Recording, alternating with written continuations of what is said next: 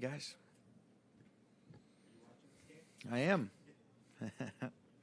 I was just on in the background. Yeah, it's the same. He was feeling good today. He's got to go through the standard operating procedure as far as the concussion protocol, but, didn't have any symptoms today, but, he's got to go through that process, and that's something that, we'll have updates on as the week progresses.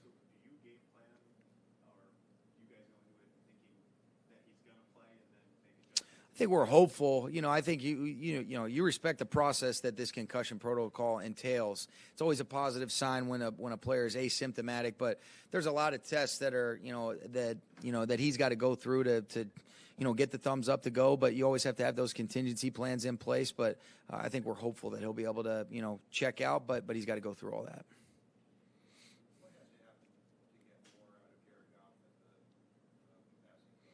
Well, I think, it starts with, some of the play selections. And, to Carolina's credit, they did a good job. And really, at the end of the day, we were, trying to win the football game. And we felt like that approach was conducive for winning a game as a team. And thought he made good decisions. He took what the defense gave him. They played a lot of, coverages where they were kind of topping down some things. And, the biggest culprit, I would say, as far as if you look at just, from strictly a yard standpoint, is more just the play selection than anything else. But he executed fairly well with the stuff that, that he had a chance to, to activate based on the play selection. And, this week will, provide another opportunity for us to hopefully all get better, and it starts with me. They played some split safety coverages where they had, guys kind of, topping us, playing from deep to short, I guess is the best way to put that. Correct. Yeah. Mm-hmm. Any other injuries of note from yesterday? I think we're fairly clean. I think, guys are feeling pretty good, and that's always a positive thing. How did you feel like the guys who are playing for the first time, some of the guys on special teams, not necessarily like Taylor Rapp, but those other rookies, how they performed? I think they did a good job. There were some things that we can clean up schematically that, led to some breakdowns, from a special team standpoint. But that, I think in a lot of instances, probably what it looks like isn't always exactly what players are being asked. And I think in a lot of instances, whether that's from a punt pro or even sometimes when you're evaluating offensive line play, it's all a product of, all right, what are these players being asked based on, whatever that defensive front structure, the punt rush that we're seeing. But thought, Nick Scott did some good stuff. Troy Reeder did some good stuff. I think when you look at the extended snaps that Taylor Rapp played, he was outstanding. And then I think, even though they're not rookies, when you look at the contributions that our two young offensive linemen made, I thought those guys played really well. They were consistent. I thought they competed in both phases. And then, it was a positive day for the most part for those guys.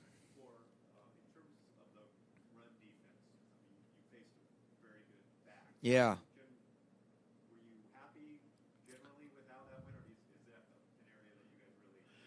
I think there was some good plays. I thought Norv and I thought the players for the Panthers did a good job executing, and you could see why Christian McCaffrey is as special a player as he is. Really impressed by some of the things that he was able to do. And we always want to be consistent in terms of just, being able to stop the run, get him into some of those second down and long situations and the third down and longs. But I thought being able to prevent some of the big plays, and then some of the stuff that did occur came in some, second and longs. They popped a couple traps. He had a great 18-yard run in the 2-minute drive. So some of those were not necessarily a result of, anything execution-wise as much as just kind of getting our wind underneath us, playing in the humidity and the heat. And you could feel really both teams, as the game wore on.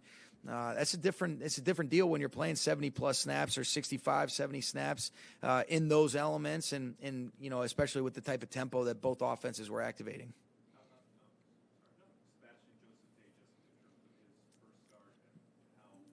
Solid. I thought he was solid. I think there's some things that he can certainly do at a higher level, but for the most part, with his assignments and what he was asked to be, to do within each call that we were running on defense, he did a fairly good job. First series of the second half, he did hit some good games on short passes. Yep. Praised you. He said, I got a little impatient on him, and he hit me. What was going on there? Were they coming with a heavy rush? It was a couple. You mentioned it. I mean, we came out of the second half, and we hit the same play twice in a row to Brandon Cooks on kind of a short in-breaking route. Jared did a good job. We had good protection, and then Brandon ended up separating versus basically what was equivalent to a man coverage structure. And to be able to go for, I think it was 25 and 15 on those plays, enabled us to get down the field. That ended up in a field goal. But I thought to get points coming out of the half to go up to 16-3 at that point was big for our team. And to create some of those explosives and really, I think the thing that we always want to try to do is stress the people, stress defenses horizontally and vertically. And I didn't think I did a good enough job of enabling us to stretch people vertically. And that's something that, we'll make an emphasis on. Just some stuff that, standard plays that we like, coming out of the half. And, I don't know, it was more the players executing than anything else there.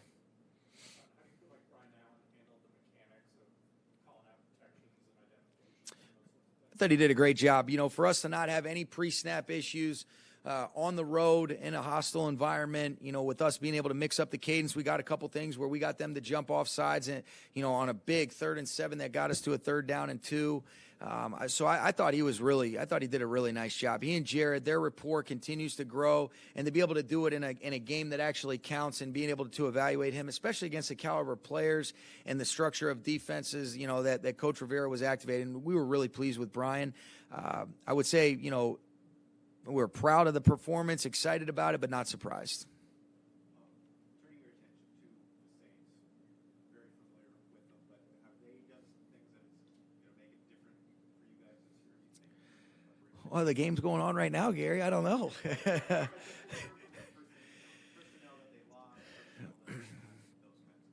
Yeah, I think a lot of that I'll be able to better answer after, you at least see one game of real inventory from them. They've had an incredible amount of success over time, and you look at, I thought their defense was outstanding down the stretch. They played as good as anybody when you go from, I want to say, the halfway point, through the end of last year, and they're going to be a great challenge. Their offense has consistently been one of the best units in the league over the last handful of years since Sean and Drew have been there, and it's a great challenge. They did a great job on special teams. They've got some different variations and some specialty type players that make it, problematic for you. So they're a great football team. I mean, you see why they were the 1 seed in the NFC last year, and we're looking forward to a great challenge and hopefully a great week of preparation. Are you prepared if you need to challenge a non-call on a pass interference in this game? We will be. Yeah, we'll be ready for the new changes from the rules.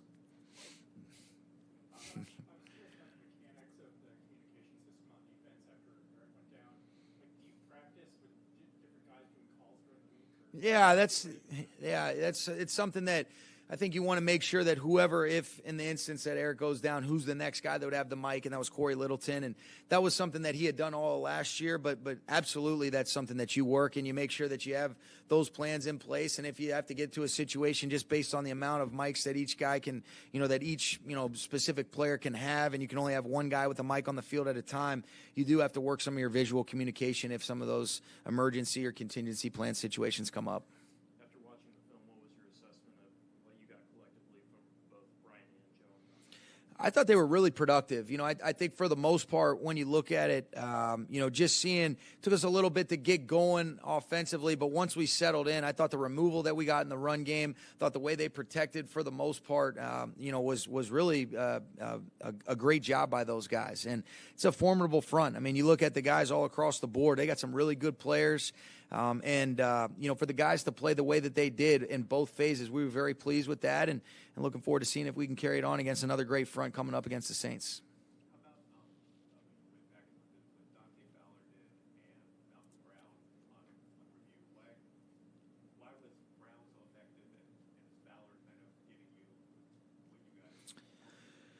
Yeah, Dante made a lot of plays. I think when you look at the 2 sacks that he had, it was a great little, 2-man game that he and Aaron had on the man side of the protection. And Aaron did a great job getting vertical removal on the guard and the tackle. And then Dante came underneath, and you could see the explosion to be able to close and finish that play. And then they had a little bit of miscommunication on the second sack that he had. And to his credit, he played all the way through the whistle. McCaffrey kind of tried to block him. He went right through him, but he made impact plays all day. I thought Corey Littleton was outstanding too, but really it was very pleasing to see Dante, play at that kind of level. But those are things that we expect from Dante, and it was encouraging. I think Chris Shula has done a great job with him. And then Malcolm Brown, really he's been a guy that every single opportunity he's gotten, you forget how good he was playing early on in the year when he was spelling Todd, and he happened to have 11 carries, and you talk about 53 tough earned yards. Some physical runs, especially down in the tight red area where he gets 2 touchdowns, and then he has some good efficient runs that enable us to get tighter and tighter. And we were really pleased with Malcolm yesterday. All right. Thanks, guys.